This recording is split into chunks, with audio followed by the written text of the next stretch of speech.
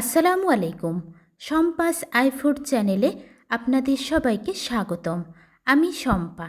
এই চ্যানেলে আপনাদের জন্য নিয়ে আসব সহজ সুস্বাদু ও ঘরোয়া রান্নার রেসিপি, ভাইরাল নাস্তা, পিঠা, মিষ্টি, মাছ মাংস সহ বিভিন্ন খাবারের রেসিপি। নতুন নতুন রেসিপি পেতে চাইলে আমার চ্যানেলটি সাবস্ক্রাইব করে বেল আইকনটি অন রাখুন। চলুন আজকের রেসিপি শুরু করা যাক। প্রথমে একটা মিক্সিং বলে নিয়ে নিলাম 1 কাপ পরিমাণ নর্মাল টেম্পারেচারের পানি, 1 চিমটির থেকেও একটু বেশি পরিমাণে লবণ। পানি এবং লবণ আমি চামচের সাহায্যে খুব ভালোভাবে মিশিয়ে নিচ্ছি। আশা করি এই নাস্তা রেসিপিটা আপনাদের কাছে খুবই ভালো লাগবে। এই পর্যায়ে আমি দিয়ে নিচ্ছি 1 চিমটি পরিমাণ বেকিং পাউডার। আমি যেহেতু আজকের নাস্তাতে কোনো রকম ডিম ব্যবহার করব না, এর জন্যই কিন্তু বেকিং পাউডারটা দিয়ে নিয়েছি। এখন দিয়ে নেব 2 টেবিল চামচ পরিমাণ সয়াবিন তেল।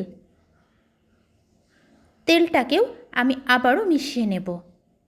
এই রেসিপিটা বানানো যেমন সহজ, খেতে কিন্তু ততটাই টেস্টি। এই পর্যায়ে আমি অ্যাড করব 1 কাপ পরিমাণ গমের ফ্রেশ আটা। আটাটাকেও খুব ভালোভাবে চামচ দিয়ে মেশাতে থাকব। আর আমি কিন্তু খুবই অল্প উপকরণে আজকের নাস্তা রেসিপিটা বানিয়ে নিচ্ছি।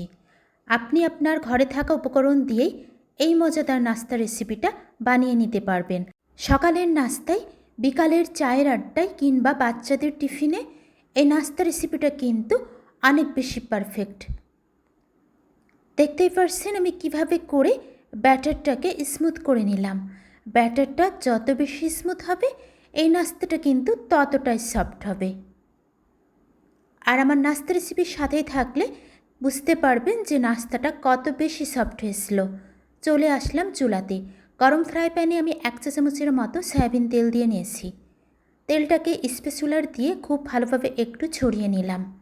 ফ্রাই প্যানটা যখন গরম হয়ে এসেছে তখন আমি 1 চামচ পরিমাণ ব্যাটার দিয়ে এভাবে রাউন্ড শেপ দিয়ে নিলাম। জাস্ট 1 মিনিট হলে কিন্তু নাস্তাটা পারফেক্টভাবে তৈরি হয়ে যাবে।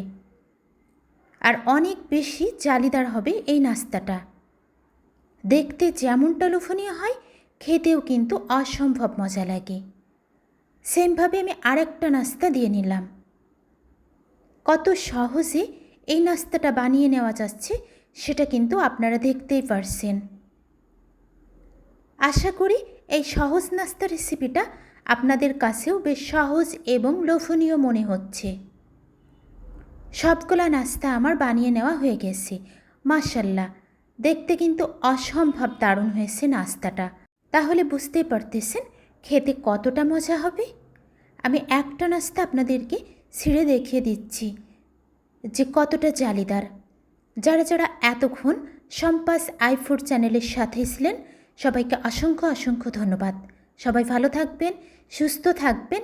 ফিরে আসবো ইনশাল্লাহ আবারও নেক্সট কোনো রেসিপি নিয়ে। আসসালামু আলাইকুম, আল্লাহ হাফিজ। Thanks for watching.